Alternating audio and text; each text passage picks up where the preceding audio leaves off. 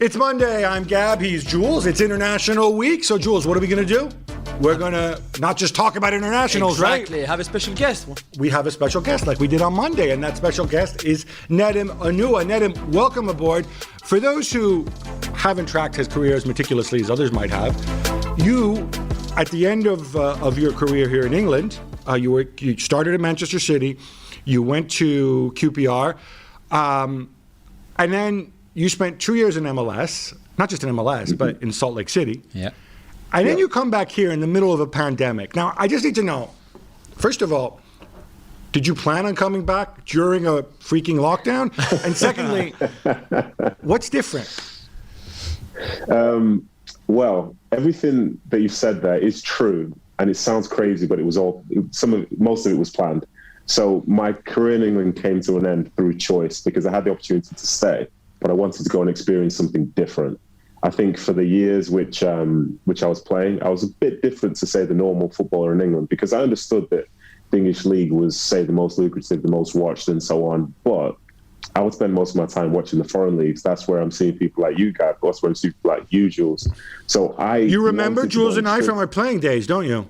Yeah. You grew up watching us. You were like the Cole and York of, the early 90s. But I wanted to experience something different because I valued sort of different cultures. Like whenever I was free, traveling the world was something which my wife and I, we love to do. So when the opportunity came to try and see something different, we decided to take it and go and move to the USA. And then for those 2 years, they were great 2 years, but then obviously it sort of culminated in a pandemic occurring. But the plan was to be over there for that period of time, whether it went well or whether it went badly. The plan was to always stop and to come back to England because that's where ultimately our friends and our family are. So we came back to a lockdown that's very different to the lockdown we had in Utah. But the fact is, we were seeing our friends and family for the first time in, say, a year, 2 years. And it was good. It was good to be back. Obviously, football and life is in a different place, but it still feels familiar. The moment you arrive at the airport, you get in your car, I could drive. You know where to go. You know the feel, that buzz, that excitement, like that's there, even though I used to call Utah my home. So yeah, I'm back and, everybody, not myself only, everyone's adjusting to the new normal for now, hoping that better times are ahead. Now, you grew up you're from Manchester. You grew up there and I checked before we started this. You joined Wikipedia. Exactly. You joined Manchester City before the Sheikh, before Abu Dhabi. And you were there you came through the ranks and you were there on that trajectory when they started building everything and talking about everything. Did you expect that it would reach this level of success? In other words, I guess what I'm driving at is how transformative has it been, or is Manchester still a city where red looks down on blue? Well, I think that's a very, very good question. I think ultimately the success that Manchester United had from the start of the Premier League era kind of makes them, overall, in my opinion, they're the bigger club. Globally, they're the bigger club because they found more success and they have more supporters outside of that. But City itself, they're a well-supported club within Manchester and within the UK. And it's not just fans who've been there for great times because, so I joined in 95, I think. And it was only 2-3 years later, they were in Division 3 and they were still getting 30,000 fans at Main Road at the time. So that type of support for that type of club, that's special. Obviously, decades earlier, they were winning trophies and so on, but that was special. So then as time passed and, say, the ownership comes in, there was still, I think, for anybody who experienced, say, having to just about being promoted in the playoff final against the Gillingham at Wembley in Division 2, if you have that in your mind, when somebody comes in and says everything's going to be great now, you have the doubts because how can it be great when only a few years previous we were down there? So I was one of the players and people who were in there. It was exciting, but then when someone says we're going to try and win the league, we're going to try and win the cup, we're going to try and win the Champions League, going to try and compete, you're like, so who are we now? Are we Manchester United? It didn't quite feel real. Especially because in that time you had players like I think like Kaká turned down the club because he said it's not good enough, it's not big enough, and so on. But in time, to give credit to the ownership, and obviously City were very lucky that the ownership came in at that time. They developed the community side of things in the club. They developed the training ground, the stadium, the overall area, the mentality of the staff. And they're now built to be a team which hopefully will be sustained for a very long time. Sorry, a club that will be sustained for a very long time. And as well as that, everybody is of a sort of positive, sort of exceptional minded sort of mentality in terms of what they want to achieve, whether you're the person that's cleaning the floor or the person that's playing the number 9. The whole club itself has been transformed. And even though Manchester United are still, one of the biggest and best supported teams in the world, City are drawing in fans at a greater rate now because of what they're doing. And who's to say that in, say, 5-10 years, maybe they will be the bigger team in Manchester. But for now, if it's going to be purely based off success, then City have had more of the recent stuff, but United have the history. But it's a good battle, and it's good to see that from when I was playing, City were always underdogs. But now Manchester United enter those games hoping to get a result, and that blows my mind when I see how far City have gone. Gab, as is Nedum's debut on our show, when you join a new club or the national team or whatever, you have to do your initiation song, right? You stand up on your chair at dinner usually, and you have to sing a song, and this is how Absolutely. So I think, or a piece of music on his bass guitar, because it's his debut. I think we are owed a song. What was your initiation song when you went to Utah or? I think the last one I did was Under the Bridge by the Red Hot Chili Peppers. Good choice. So is this a real initiation? Nah, you don't have That's what I need to know. You don't have to. We'd be very disappointed. He wants to. I think he wants to. He wants to show off. Nobody wants to, but nobody wants to be the guy that let people down. So you tell me what you need. We've got millions of people, listening to this. We are going worldwide. This is your chance, and I believe there's a bass guitar within reach. Maybe just singing. Maybe just keep it to singing. Sometimes I feel like I don't have a partner. Sometimes I feel like my only friend is the city I live in, the city of angels. I've forgotten the words, so I'll just sing along. Oh my God! Seriously. Thank you. The word versatile and multi-talented gets thrown around way too much, but now we know. You're a much better singer than pundit, to be fair. So that was really impressive. All that shows is I've got spine. That's the big thing. I have spine. I appreciate the audience. I apologize for the sound, but at least I tried. Amazing. Right. Not the easiest transition now, but I want to go back to what you said before about when you have a club that's grown as much as City has, and as Chelsea, and we at ESPN, we are the worldwide leader, so we speak to fans globally. You're very aware of, I don't want to say it's a disconnect because, every club wants new fans, but those City fans that, either have ties to the club or whatever, or who've been fans throughout, sort of pre-Taxon, and the new ones that have come on board, and this, like I said, this applies to Chelsea, it applies to other clubs too, every club, right? Is there a sense that, when things go bad, those guys are the first ones to say, oh, well, maybe we should sack Cheeky or Pep or whatever because, we haven't won every game now. And the other ones are like, no, let's just be glad that, we're still on the left-hand side of the table when we watch Match of the Day. I mean, yeah. Do you sense that? I think that's a good question. And I think overall, if we look at it, every fan base ultimately has different groups of fans within it. They have the ones who are really aware of what's going on the field and the ones who just expect results. I think the more you sort of understand the game of football and understand it outside of just your team itself, then I think, you can be more level-headed with your thought process. Because at the start of every season, for example, in the Premier League, every club says, right, we're going to work really hard this year. We're all going to stay, we're going to have a great season. But every single year, 3 teams go down. That's the inevitability of what football is. But some fans, they think that they can just work hard, or players think they can work hard and everything will be okay.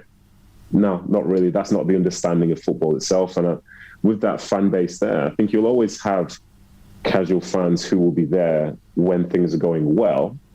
And for as much as they may not stay forever, I think if you can develop that loyal fan base who understand what the club actually is and understand the game of football, then I think that's ultimately the success. And the things on top, yes, they add value, but they don't define a football club.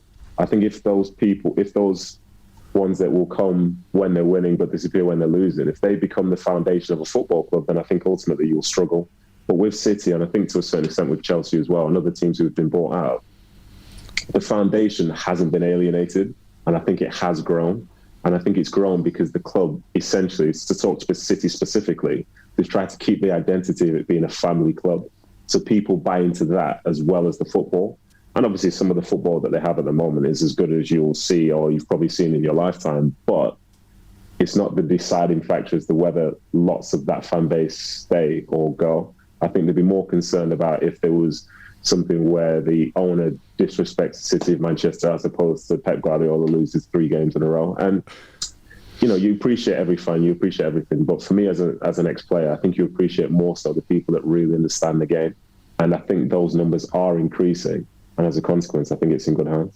You know what gets me going lately is the quadruple. Because...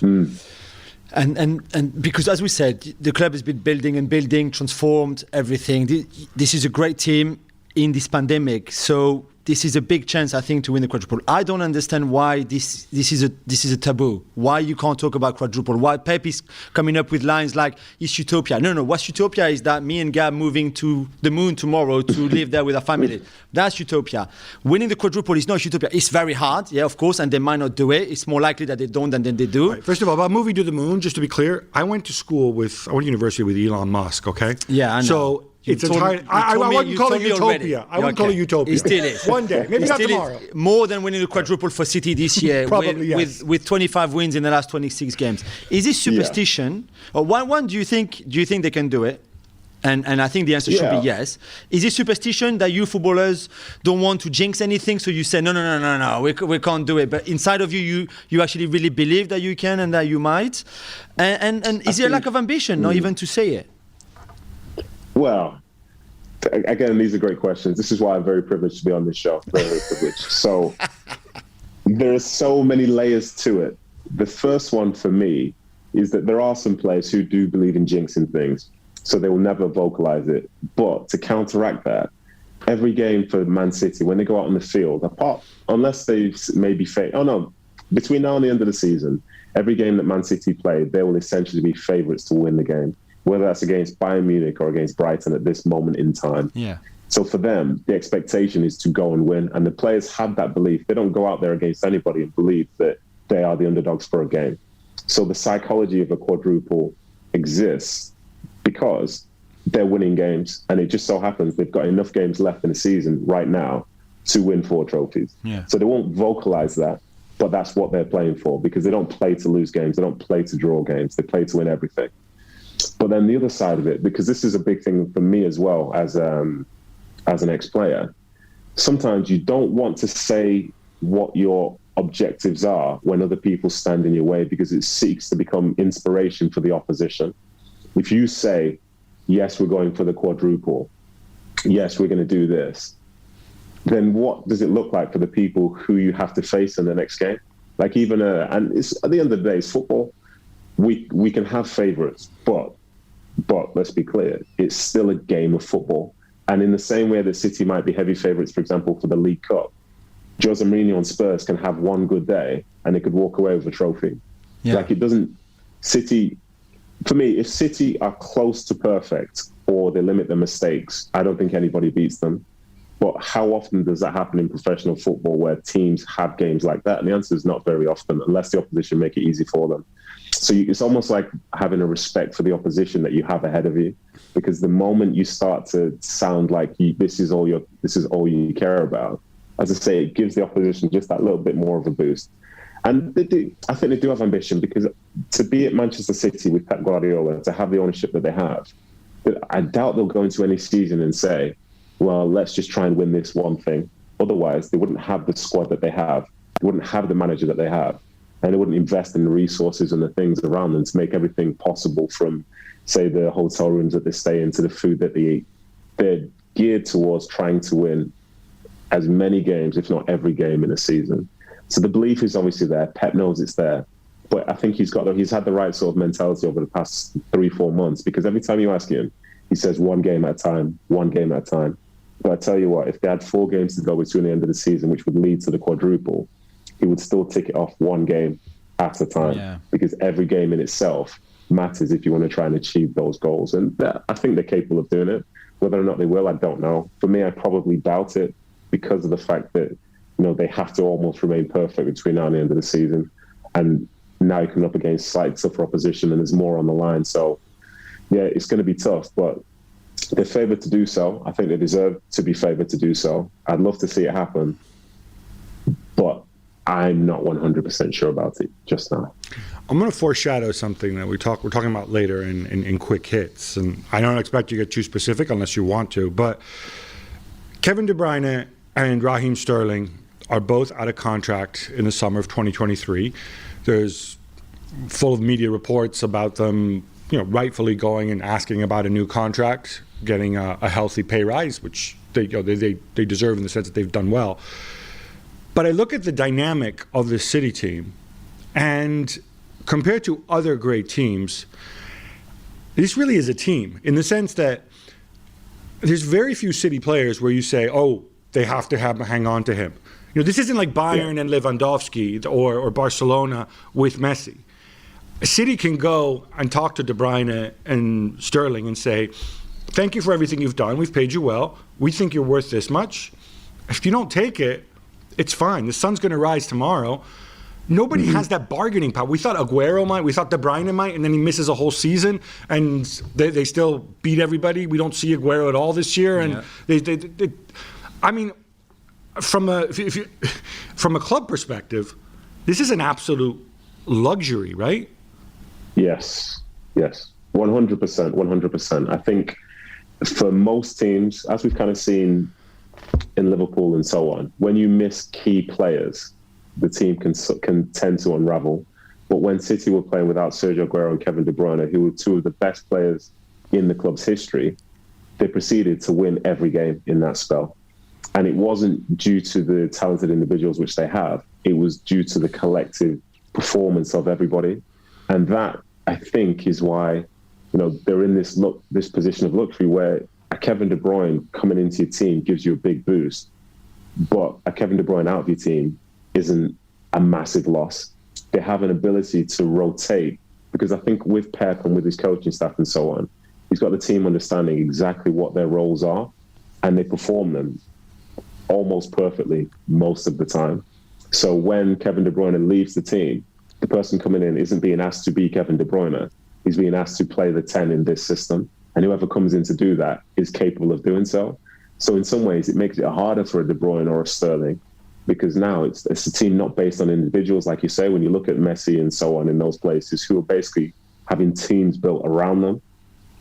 But I'd ask the question, does Kevin De Bruyne want to stay at Man City? Does Raheem Sterling want to stay at Man City? Because I'm sure Man City will want them to stay. But if they believe that there's going to be a case of money or whatever, then you could go somewhere else. But how many places, especially in England right now, have the same level of ambition that Man City actually do? And I'd answer probably no one. So then you look around Europe, how many teams have that level of ambition? And you start looking at maybe one or two. But are those one or two teams looking to invest in players like Sterling, like De Bruyne? And how much would it cost for them to do so? So I think sometimes, for me, the players, they all get more money. The Sheikh has more money, and he values those two players greatly, same way Pep does, which is why they play all the time. But I think if they show a desire to want to stay, then they can be part of something which at the moment feels incredible. And provided Pep's still there and they still have the same mentality in 2-3 years' time, you ask yourself the question, why would you want to leave? Because your debut is pretty good, I suspect you will come back on the show. But if you were not too familiar with it, there's one thing there's a lot of things that Gab hates, but one of them being giving a big contract to a player that is already 30 or on the verge of being 30. So for Raheem, that's no problem. But for De Bruyne, Gab would go mad if very soon City says he signed a new 5-year deal or 4-year deal, which would then take him into his 34 or 35, because Gab thinks that at that age you have to be really careful, like we saw with Arsenal and Aubameyang, or plenty of other clubs do it, on what you give to who and at what age. Are you more with Gab on that, or are you more with me, who thinks that someone like De Bruyne, whether he's 29 or 30 or 31, 32, he still has easily a good 3-4 years ahead of him. So give him the contract. It depends, Gabby. If are you talking about money invested or the contract length? Which one is more important to you? I completely contract length. I mean, what I would do with De Bruyne, I mean, he's going to be 31 when his contract expires. I might give him a 2-year deal or even a 1-year deal and say, listen, Kevin, you have a great thing going on here. We'll give you a ton of money for another year, and then we'll have a conversation at the end of the year. And that way, if you want to go back to Belgium, if you want to stick around, if you're not happy, we've been fair to you all these years. We've given you a ton of money. We like you here. You're valued. I don't think footballers are motivated solely by money. And that's why I think if Arsenal had 5 years of security security more than for 2 what? years. For everything. He could build his house out of dollar bills and burn it all down every day for the rest of his life. It doesn't matter. If you give him just 1 year, if you give him 1 year, so like, how much are you trusting me just for 1 year? What is that? I'm not a squad member. I'm Kevin De Bruyne.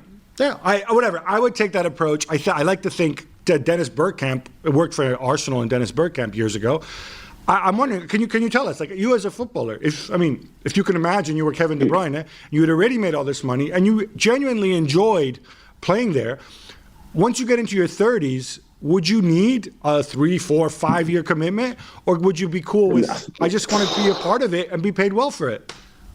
I think it's a tough position to be in, and for anyone listening, no, I'm not going to say I understand what Kevin De Bruyne will be thinking. Let me separate that before all the comments go crazy.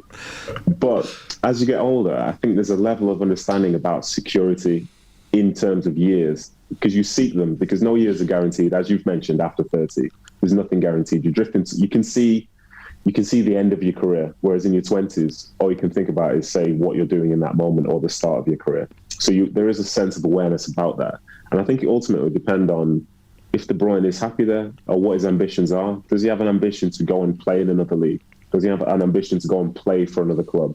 Because when you look at, say, some players, if you're, say, maybe I'm speaking out of turn, but if you're a French national and you're doing really well for City, but your dream was to always play for PSG, then like you'd be thinking, well, I'm kind of itching. I'd like to do that at some point. But if you don't have those sort of ambitions to play elsewhere, then it fits great. But then, Gab, I'll ask you this question then, and I think this might sit with you well as well, Jules, is if his contract is up in 2 years' time from now, how about if he signed a new deal this summer that gave 2 years on to the end of the next deal? So it's technically a 4-year deal, which he signs now. So he gets more money for those 4 years. But then also the security only takes him to 33, as opposed to taking him to a 4-year deal from after he turns 31. Is that something you prefer? Completely, yeah. Yeah, I just don't, yeah.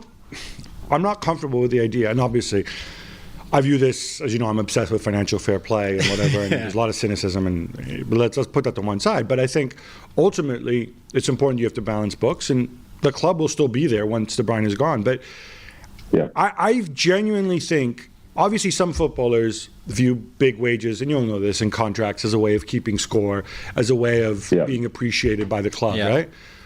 Others say, screw this. I got to play football for 10, 15 years at the highest level. I made a ton of money. I only have X amount of time left. I want to be where I'm happy. And however I define happiness, for Vincent Kompany, he could have stuck around and won more stuff. Happiness was to go back home and start a new career. For somebody else, it might be, for Dennis Bergkamp, it was continually signing those 1-year contracts, right? Yeah. I think footballers, or some footballers, intelligent footballers you want to keep around, for me, they view it a little bit differently, right? If you're in a great spot and you can win things and the money's the same, would you not bet on yourself for another year if you're in your 30s and you've already attained that security? Yeah, I think you could do and you would do, but there's also the side of football where at some point the loyalty you show might count for nothing if they decide to go in a different direction. That is ultimately the problem, which is why I think once you get into your 30s, the quest for security, and for someone like a Kevin De Bruyne, it's not financial security. It could be security in terms of like knowing that you're going to be playing or being in a place for a period of time. And that is ultimately, I think, the sort of nuance that comes with these type of contract negotiations, because again, like, what type of person is he? Is he somebody that believes this the only security he needs is to be seen years on the table and he's playing for the club? Or is he somebody who's more about ego and has to be the number one paid player to know that he's of value? You know, and I think ultimately for that, if City decide and gauge which player he is, they'll probably decide how long he signs for. Because if he's somebody that just wants to be there, then the structure of the deal might be more beneficial to both parties if he's going to be at the club past 31, 32, 33. But if it's just about a status thing, then you'll probably see the club try and move him on at some point. Because at the end of the day, the club, they've done, for the great players that they've had across the years, one thing which they've done really well recently is they've brought in replacements for the older players, and they seem to be hitting the ground running. So for as good as a Kevin De Bruyne is, he's not the most important player at Manchester City anymore, because the collective far outweighs any individual, which is why some games you'll see two number 9s on the bench, even though Kevin De Bruyne is out and even though whatever's out, and they'll just play and they'll find a way. And that way is usually quite an elite way. So they're in a good spot. And I think it will test out what Kevin De Bruyne's motivations are when contract negotiation time comes. You know what? You should. I don't know if you've taken your agent's exam yet, but you know, in case you were wanting an alternate career, you know, we could connect you with Kia. You know, you could go work for him. You know, listen, it's an honor coming on after Kia Jarabshin, to be honest. But the fact of the matter is, agency stuff just isn't for me. I think it's a very interesting field, but I don't think my personality would feel comfortable within that area, if you know what I mean. I hear you. I want to ask you something about playing football. You said you watched a lot of foreign football when you were playing. At one point, Jules and I have made many times is that what I find interesting about Pep Guardiola is that his Barcelona team and his Bayern team, and I think to a fair degree, his first two City sides, don't play the same football that they play now. Yeah. So there's been a very clear, evolution or shift.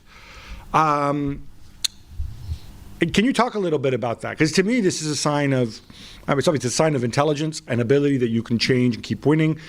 And he gets to pick his own players. So it's not like a change that's forced upon him because all of a sudden, you get the best out of the players you have. Yeah, I think. So for anybody who's going to be upset again, I do have a sense of bias towards Pep Guardiola, because that Barcelona team that you speak of, that's one of my favourites of all time. And then what he did at Bayern Munich, I really enjoyed watching that as well. And just him as a person, I enjoyed watching him play. So yeah, there's going to be a sense of bias here. I apologise. But I think he's good at understanding the fact that the game changes. I think for some managers, they have their style and they want to continue with it and just want to keep doing it. When it's going well, great. If it's going badly, I'm going to continue doing this.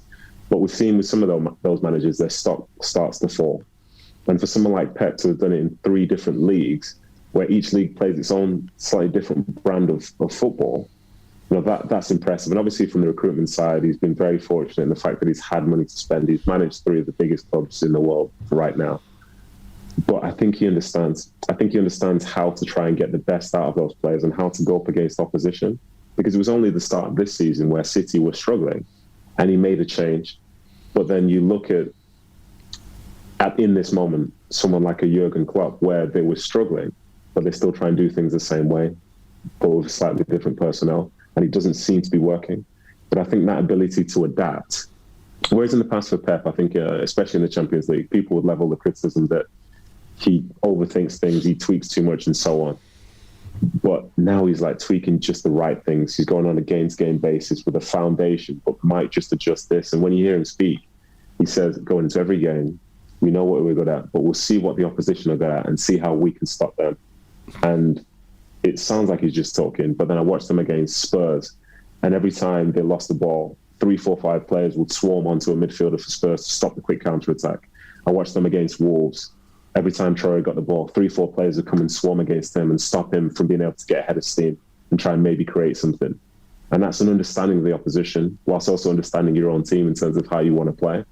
And when you have a manager who's that attentive with players who are ultimately, very, very intelligent and can take on instruction very well, it's a perfect recipe. But then I think other managers, if they had the same players, they'll still probably persist and, be bogged down in playing in a particular style. But I think he adapts it. And then you look at City now again, to go back to them. Being in England, it's great that you can play, but can you defend set pieces? Can you defend 1v1? Can you do this? And that's what he's building his team off now. He's building his team off centre-backs, and maybe it's 3 centre-backs, 1 holding midfielder, all got good size, physicality, want to go for headers, win duels. Like, that's not Pep Guardiola. Or rather, that is Pep Guardiola. That's what he stands for now. And all the other stuff, it matters to him because that's still his identity. But he understood that if you want to do well in England, you've got to appear to be strong at the back. And if you're not strong at the back, then ultimately you'll end up maybe 3rd, 4th, getting involved in shootouts on a week-to-week basis. But no, Pep can take a 1-0 the same way he'll take a 10-0. Like, he'll probably talk about the 1-0 more so than the 10-0. And that says a lot about him because, as I say, he adapts, he understands.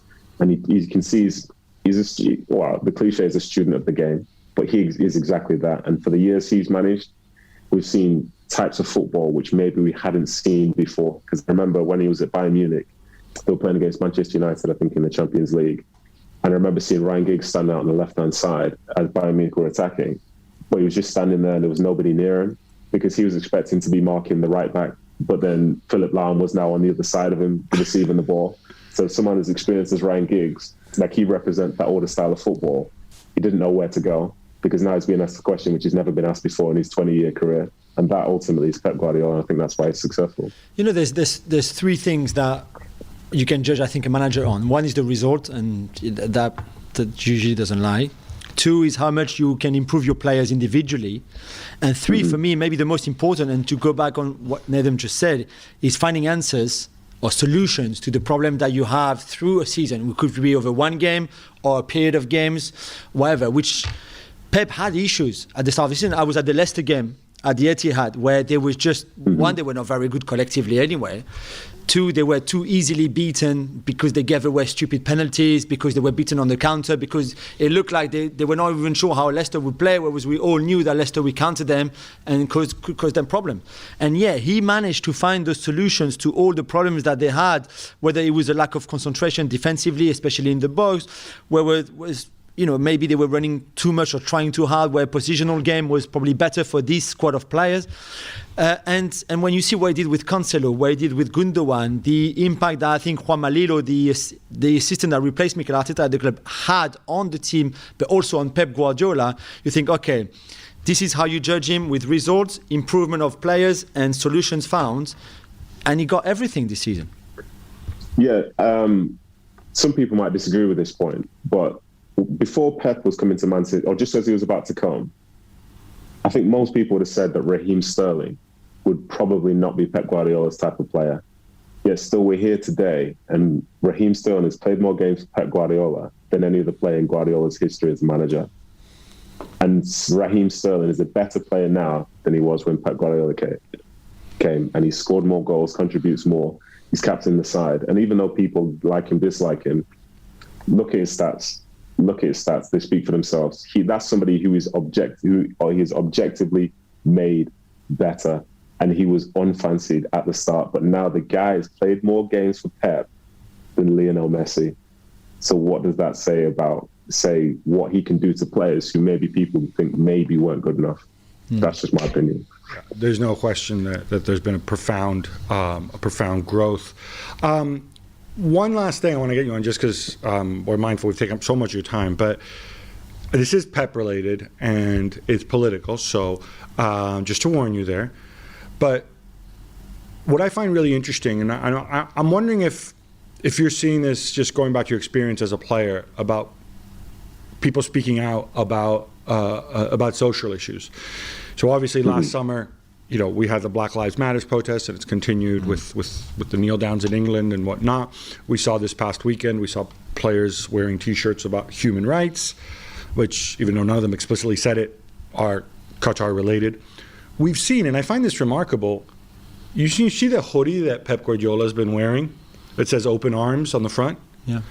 I find it remarkable that nobody in this country, like the Daily Mail or whatever, pointed out what that's about. No, I think there was a bit about the charity. But there's been no backlash. So Open Arms is a charity that they have ships, and they basically rescue migrants who come on boats from North Africa and make sure that they help them cross safely and can claim asylum.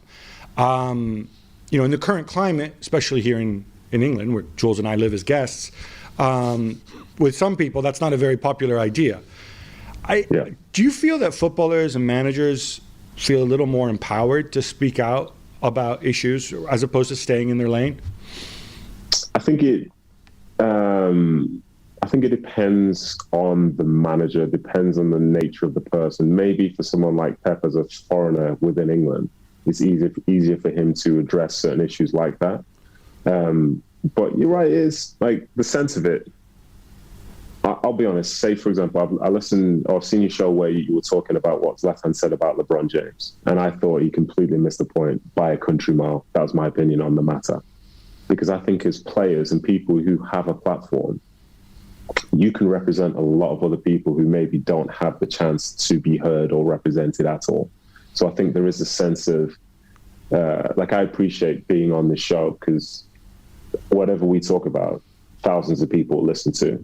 If I wasn't on this show, maybe thousands of people wouldn't hear. But there's stories to be told, hundreds of thousands, opinions to be shared. Hundreds of thousands, millions of people, millions of downloads.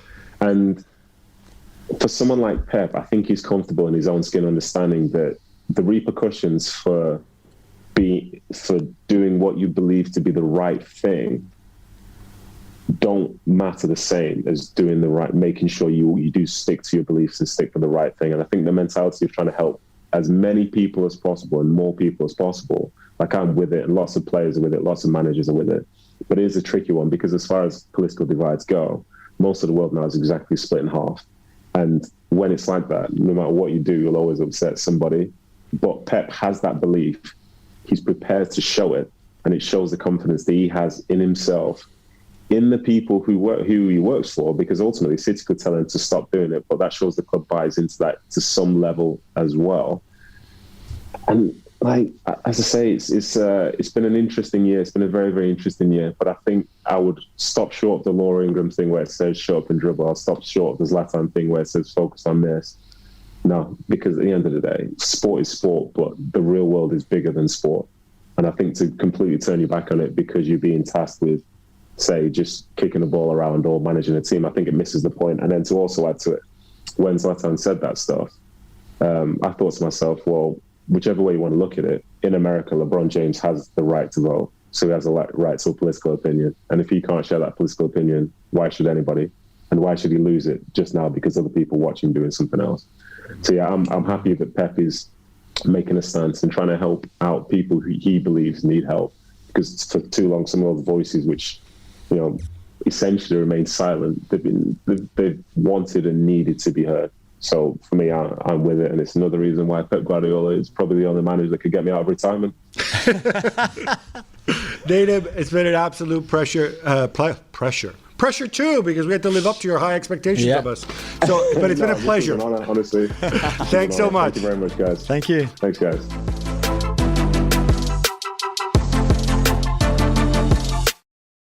When you think of the best in sports journalism, who do you think of?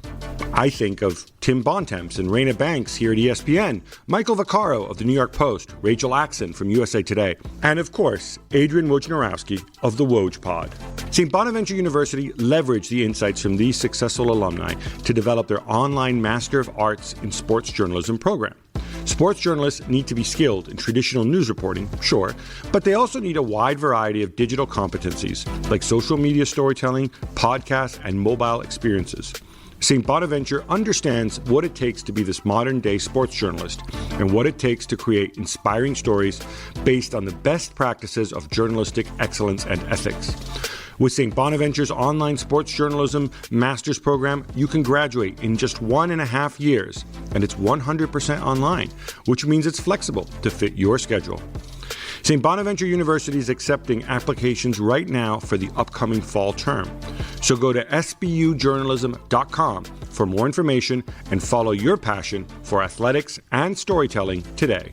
That's sbujournalism.com. All right, enough, Nadim. How about some quick hits instead? Let's go, Gab.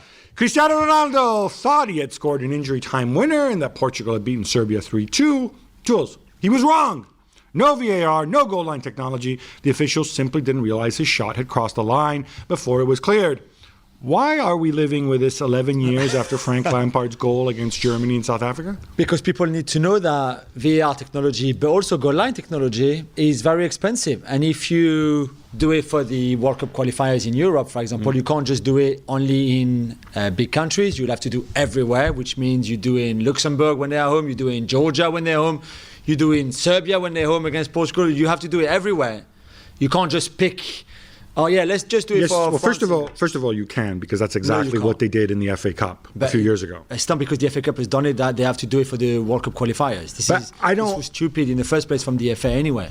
But I think it's stupid not to do it, because it has to be fair for everyone, Gab. Not people can benefit from it and not others. Okay, so the goal from Portugal is given. Cristiano is happy. They win 3-2, right? Right. And then in the same group, in a game that doesn't have VAR or goal line technology, that happens to another team, and they don't get that goal, and they just get 1 point instead of 3, and they don't go to the World Cup after that. So what are you going to say? First of all, you do realize that stadium, the legendary Maracanã, the original Maracanã, maybe it's not the original Maracanã, right? But it's the Maracanã with a K. Exactly. They are set up for VAR in that stadium. But it's not about who can do it or not, it's the fairness. Okay, there are 55 UEFA member nations, right? Of those, more than 2/3 have at least one stadium that is VAR enabled. Yeah. Leaving aside the fact that it wouldn't cost that much to do the other ones, but I get it. There's a pandemic. They want to spend their money elsewhere. That's fine. I really don't understand why it would be unfair, since the conditions would be the same for both teams on the pitch. But not all the teams in the same group, Gab. You can't say that. You can't have it for Serbia, Portugal, and the other group in the other game in that group don't have it. Okay. Azerbaijan is in that group, right? And I think actually, no, they are in the group, although they probably do have VAR, actually, because it's Baku and they've hosted Europa League finals.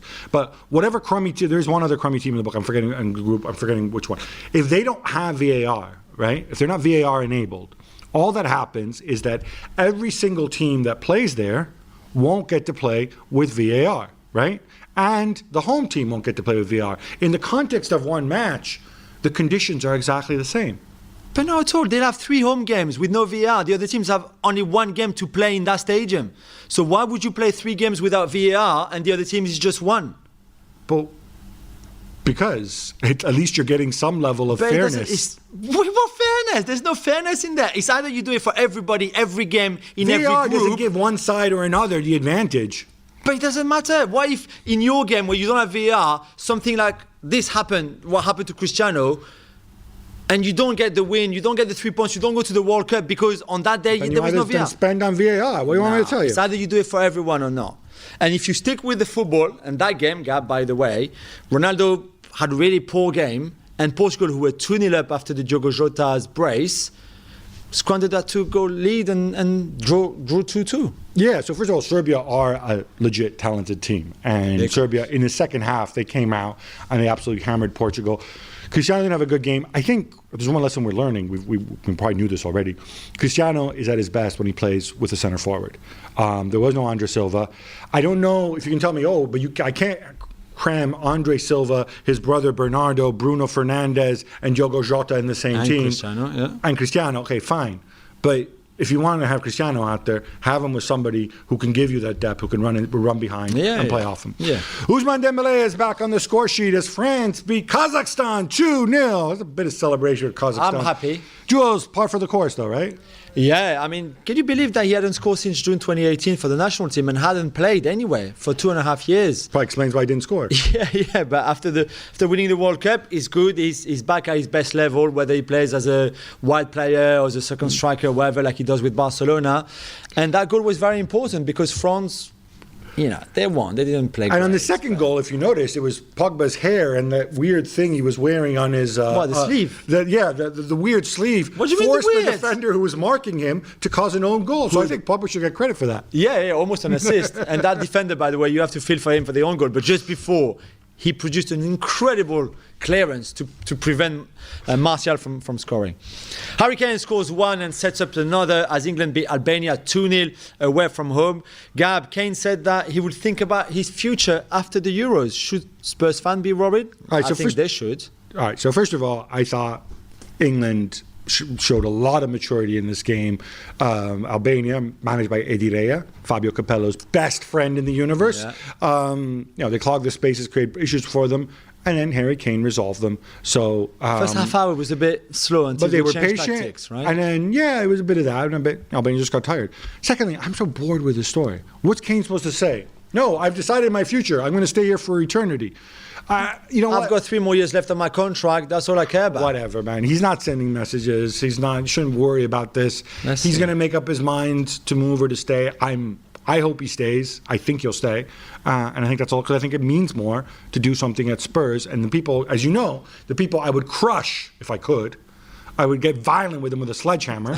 Other people say, no, Kane's not showing ambition. He wants to win things. I'm sorry. Winning a smidge at Spurs is worth a lot more than going and winning things at Bayern Munich or Juventus or Manchester United. And he could have gone to another club and win. So what? He'll be Alan Shearer. Alan Shearer did win something. But you know what I mean? Like, it matters more. Yeah. Belgium are held to a 1-1 draw by the Czech Republic, for whom Tomas Suchek does not score. No. Jules, is this a big deal? It's a big deal because they should have lost the game. No, I was talking about Suchek not scoring. Oh, Suchek not scoring. It is because I'm kidding. He had one chance in the first half and another bigger chance in the second half. Enough with the Suchek analysis. Let's talk about Belgium. Alderweireld had a goal line clearance on the Suchek header. That could have been another goal for him. I have to say, I'm a bit worried about Belgium. I'm not sure about that back three, I have to be honest. I didn't think they played well. I'm very worried about the lack of partnership between Lukaku and De Bruyne. Apart from the goal, that's pretty much the only time where De Bruyne can find Lukaku in a game like this. So at least they didn't lose because they didn't play well at all. If you're going to play the back three in that style of play, I wonder about maybe you move Tielemans or Den Donker into the middle of the back Den three. Donker plays back three with Wolves sometimes. So Italy win against Bulgaria 2-0, but Gab, he wasn't really impressive, was it? No, but they scored 2 goals, which is more than before when they only won 1-0 and were impressive. Look, they're rotating teams. It's 3 games in 8 days. Yeah. You just want to get the wins under your belt and move on.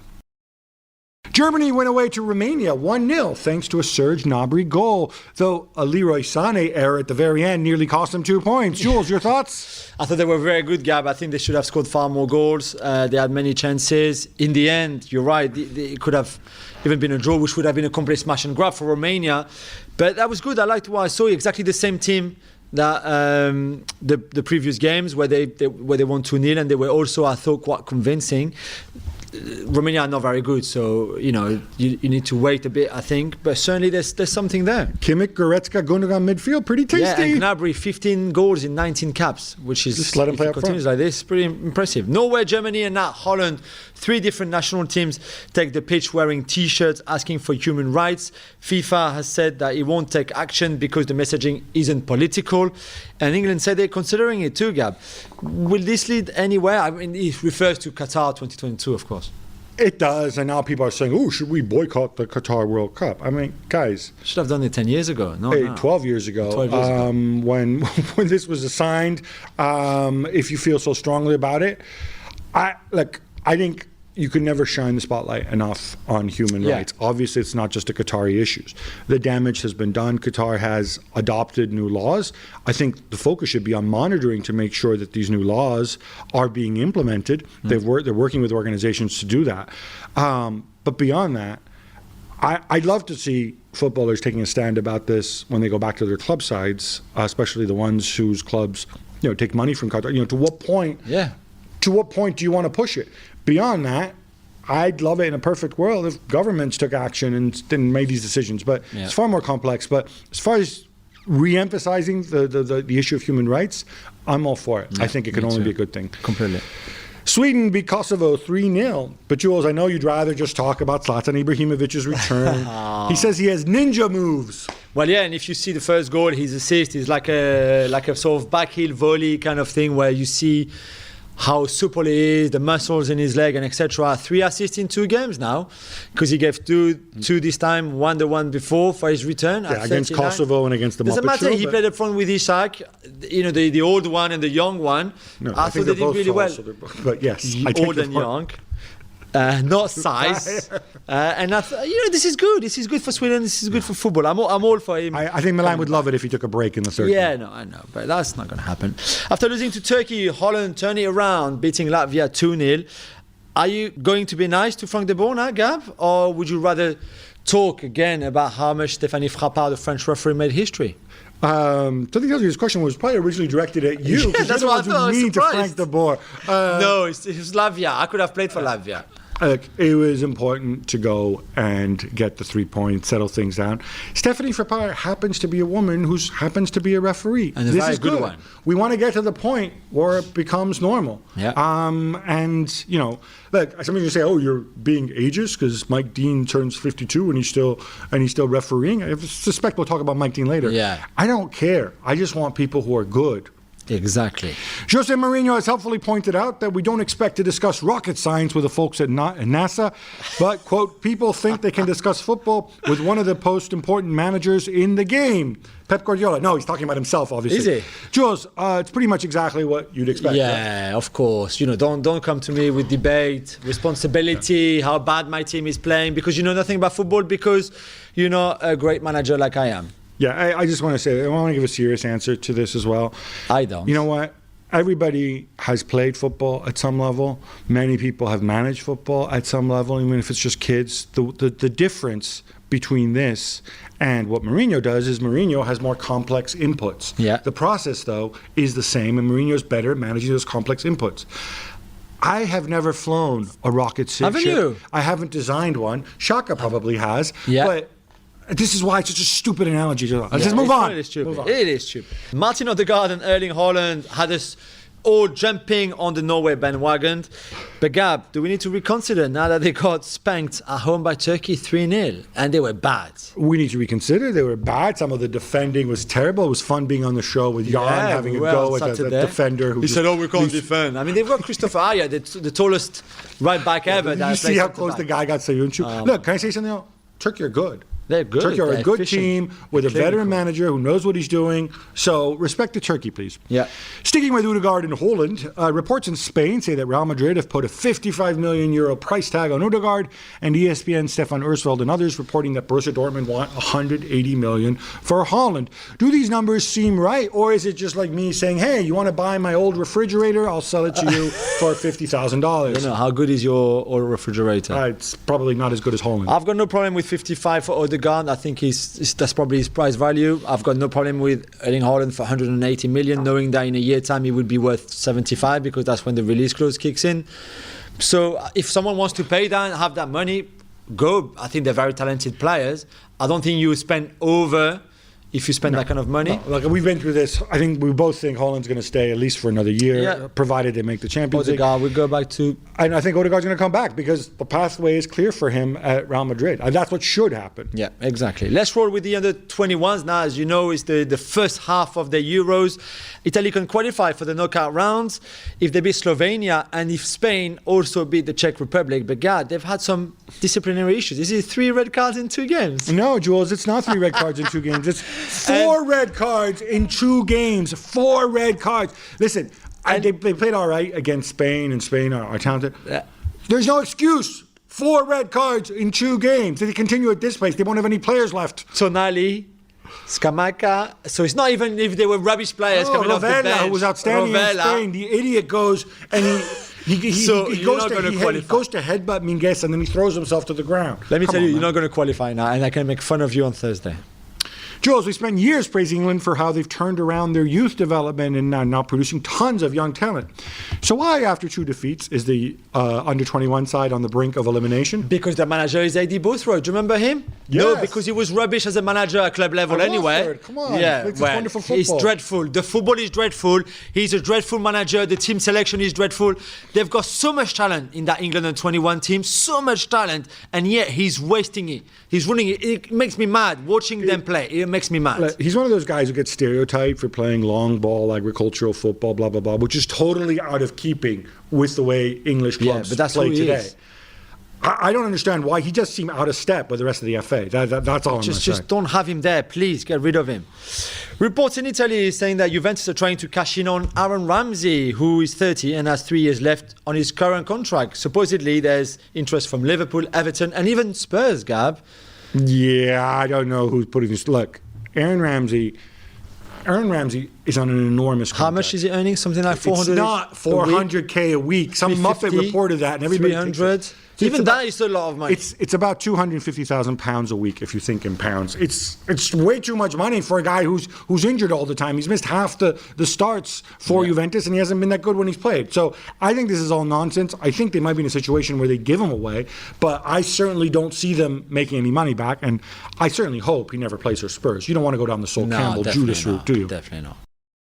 The Athletic reports that Liverpool are closing in on Leipzig's Ibrahima Konate, who you haven't said it yet, but I'm sure is another Paris boy like you. He is actually. Funny that. They're willing to pay his $40 million release clause. Jules, in my humble opinion, he's not even the best French central defender at the club. But some would say that if he hadn't been injured so much, he would have been better than Dayo Upamecano. Yeah, so we'll see. And had wheels, he'd be a bicycle. Right by where my grandparents used to live. So you see, in Voltaire, in the area of Voltaire in Paris. Incredible talent. If he can stay injury-free, no problem. I've got no issue with the 40 million release clause. I even think for someone like him, is a bargain again if he stays injury-free. So we'll have to see. I don't know what that means about Kabak and that loan becoming permanent. I know it's only 18 million, but can Liverpool sign them both? If you're Konate at this stage, I mean, assume Van Dijk and Gomez are going to be back and fully fit. Yeah. I mean, you're going to come in at number 3, right? I mean, you can maybe challenge Joe Gomez and you're going to tell me he's better than Joe Gomez, but initially you'll be number 3. Yeah. I'm just wondering, might you be better off sticking another year? Upamecano's gone. You can really establish yourself as a leader at Leipzig and then move from a stronger position. And let's not forget that Liverpool still have a lot of money to pay Wolves for the Diogo Jota deal. Yeah. And that 40 million release clause has to be paid in full. Release clause, you can't have installment like you have on a normal transfer. You have to give the whole money straight in. So this is something that I think somebody will be doing a deep dive on Liverpool's finances soon. I hope they have the money. Raheem Sterling and Kevin De Bruyne are both out of contract in the summer 2023 and both want new deals at Manchester City. Gab, is this an unwanted headache for Pep Guardiola? Well, we foreshadowed this a little bit. We spoke about it earlier with Nadim, and I think we're on the same page. It's not a headache because as tremendous as these players are, Guardiola's created this weird environment. Weird in a good way, almost unprecedented to this level, where neither of these guys are essential. Neither of these guys are Harry Kane at Spurs. Neither of these guys, you go there and you say, oh my God, if we lose him, let's pay him what we need. No, but you have to replace them if you lose them. You gotta replace them, but the investment of replacing a Kevin De Bruyne and going to get a player as good as him or similar profile will cost you far more than extending his deal, right? It depends how much of a bump he wants, and it depends how many more years he wants. I think what we've seen is that neither of these players, nobody at City, is indispensable, and I think this puts you in a pretty luxurious position. You can go to them and say, "Hey, you want to continue being here." I mean, Sterling's a bit younger, but you have a lot of leverage there. You don't need to tie yourself down to an enormous contract. So I think it's a pretty good situation for City to be in. I agree. Now, we don't often celebrate the Luxembourg national team, but Jules, I'll imagine you'll want to after they beat the Republic of Ireland 1-0. Incredible, maybe their best result ever. Although they won at least one game a year. They won a game last. They beat Azerbaijan last year. No, they beat Montenegro. They beat Cyprus as well in the Nations League. They lost group. to Liechtenstein in a friendly. I know, but it was a friendly. But in the Nations League, they've certainly made a lot of progress. They're cousins to us, of course. So we've played them. They drew 0-0. I remember a game in Toulouse. In a qualifier as well between France and Luxembourg, and they went there and got a 0-0 draw. You should have seen them celebrating in their dressing room. It was incredible. So well done to them. They keep improving. The progress is there, and that's a good thing. And you know what? I believe these kind of results is also on the back of the Nations League and how more competitive maybe a team comes by playing teams of their level instead of getting thrashed 5-0 every time. I go back to this Nations League. I think is one of the best inventions we've seen in it's been football. really positive for sure. But for Ireland, man. I mean, come on, please. Gigi Buffon reportedly will quit if he doesn't get regular playing time, either at Juve or somewhere else. Does that make sense to you, Gab? And I thought he was going to sign a 1-year extension at Juve. I think he's realizing that, I think he already knew that he was going to be number 2, and that was part of the deal. He was going to get a certain number of appearances. I think the dude wants to play. It's, at the back, you hear that clock ticking near, time's winged foot traveling near or whatever. Leandro Marvell. But why would you, where would he go? There's no big clubs who get him, right? He doesn't need to go to a big club. But why would you go to like a Genoa or a team like this where you're going to finish 11th and 12th? Just so you can, what do you care if you finish 11th or you've won it? Dude, you're a world champion. I know, but where is the fun if you lose 3-0 or if you play for relegation? I would imagine it's more fun than sitting on the bench and watching Wojciech Szczesny play every week. He wants to beat all those records. That's why he wants to play so much. Be the one playing at 43 or something. Got no problem with it. I don't know. He has to make sure that club he chooses. That's for sure. Argentina's Guido Rodriguez, who plays for Betis, of course, is heavily linked with Arsenal in the Spanish media. Now he's a defensive midfielder. It's a big price tag, $75 million. Does this make sense at all, or is this all Spanish paper talk? Surely they don't have that money to spend on one player. I don't believe it. Not after the Pepe deal, not after the Partey deal, not in the pandemic and seeing how much money they're losing. I think this is not making. I could be wrong, right? But I think this has got to be entirely a paper contract. Completely, yeah. I mean, he's doing well with Betis and Pellegrini and all of that, but this is surely not. For me, this cannot happen. Maybe it's a way to scare Granit Xhaka? Yeah, maybe, yeah, maybe. And Mohamed El-Neni? Brazil Serie A is introducing new rules whereby clubs can only change managers once per season. I mean, I love this story. Gab, no more merry-go-round. Yeah, what's not to like about changing managers 3 or 4 times a year? So there's 2 reasons for this. So here in England, in different leagues have different rules. Basically, when a manager gets sacked, there's always like a payout. In other leagues, like in Italy, what happens is they can't agree the payout. So essentially, they keep paying the manager on gardening leave, hoping that he'll just give up the rest of his contract when he gets offered another job. I mean, it's so stupid. Somebody told me Santos had 7 managers under contract. That's not possible. I don't know. I mean, I know Genoa had 5, I think, at one point that they were paying. Hey, why not? The only thing that gets me is it's so easy to get around this rule. So easy that, you just go, like how? Okay, so I've appointed Arturo and I've appointed João, and I don't like either one, and then I want to go and appoint Zico. And I say, hey, Zico, you come here. You sit at the end of the bench, and your official title is going to be team photographer. But you're going to pick the team, and you're going to run. I mean, come on, God. A million ways to get around it.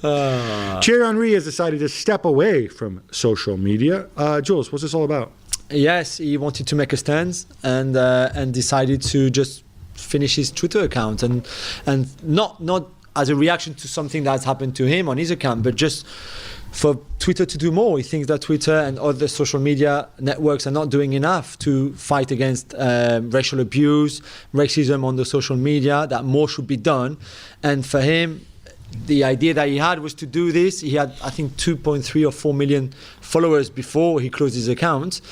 And on Saturday morning, you could see Thierry Henry doesn't exist. That was the if you look for his profile and his account, that was it. And I like the fact that Arsenal supported him by publishing on their social media that photo of Thierry's account not existing anymore. Did Arsenal delete their account too? They didn't, but I think that support went far. You got to do what you're comfortable with. This can be an effective boycott. I think it's more effective if a group of people do it. Yeah, for sure. But maybe that's the start.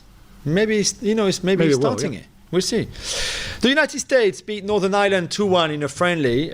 Meanwhile, the US Olympic team lost to Honduras 2-1, which means that they won't be going to the Olympics for the 3rd Olympic Games in a row. So this is not accident, Gab. Some are suggesting that they should maybe have sent some of their young, very talented players who were with the A team to make sure that they qualify for the Olympics. Yeah, look, it's hindsight, right? I mean, the reality is you're in the United States, you should be beating Honduras without, Reyna and these other dudes. Yunus Musa. On the other hand, the Olympics are important for football in the U.S. a This isn't like I European think it's a nations, disgrace. right? This is really, really bad. You can't go. And why you wouldn't put yourself in a situation where you can go and win something important with your national team, which Gold Cup aside, you've never done. Yeah.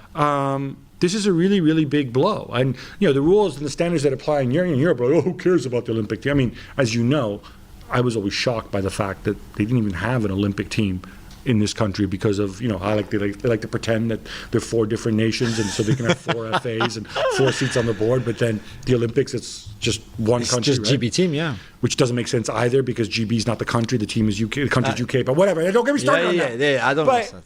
Yeah, I think I think somebody really, really dropped the ball on this one, and I think it's actually going to be very, very damaging. Now, you might say the Olympics, by the way, they're in August, right? Yeah. So if you'd sent Gio Reyna to the Olympics, plus some good overage players, it's something you could have negotiated with his club, right? It wouldn't have been the end of the world. A few players so you want could to have go. actually put a really competitive team out there. Is it time to maybe rethink the structure of youth football in the US and maybe have a more, and I know you're going to say this is a debate that's been going on for years, but now it's 3 Olympics in a row. The Olympic team is basically your under 21s and you allow 3 over 23 players in that squad. So that doesn't look good for youth football in the US, full stop. I think they need to rethink their priorities. I'd be curious. I imagine Greg Berhalter is going to say something about this, the national team coach. I can see his point. He hasn't had a chance to work with his players at all because of the pandemic. So obviously he wants to have them together and play Northern Ireland.